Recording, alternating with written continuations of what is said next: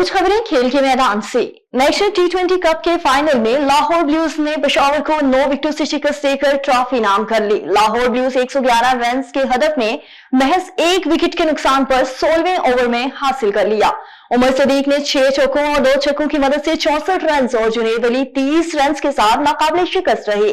कबल अजीम फैसलाबाद के इकबाल स्टेडियम में खेले गए फाइनल में पेशावर ने टॉस जीतकर पहले बैटिंग की और 20 ओवर्स में 9 विकेटों के नुकसान पर 110 रन स्कोर किए।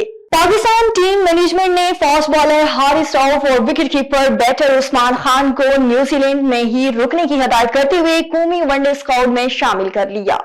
कौमी टी20 टीम के 8 खिलाड़ी वतन वापसी के लिए रवाना होंगे और बाकी 5 खिलाड़ियों ने नेपियर में टीम को ज्वाइन कर लिया। न्यूजीलैंड के खिलाफ टी20 सीरीज मुकम्मल होने के बाद पाकिस्तान टीम के खिलाड़ी कोचिंग स्टाफ वेलिंगटन से नेपियर रवाना हुआ। फास्ट बॉलर हारिस रऊफ और विकेटकीपर बैटर उस्मान खान को टीम मैनेजमेंट ने वनडे स्क्वाड में शामिल कर लिया, जबकि पहले दोनों खिलाड़ी सिर्फ टी20 स्क्वाड में शामिल थे।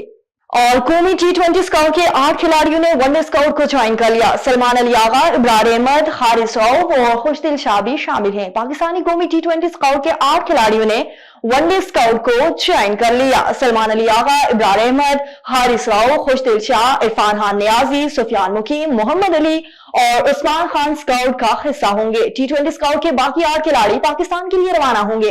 वापस आने वाले खिलाड़ियों में शादाब खान, शाहीन अफरीदी, उमैर बिन यूसुफ, हसन नवाज, मोहम्मद हारिस और अब्बास अफरीदी भी पाकिस्तान के लिए रवाना होंगे।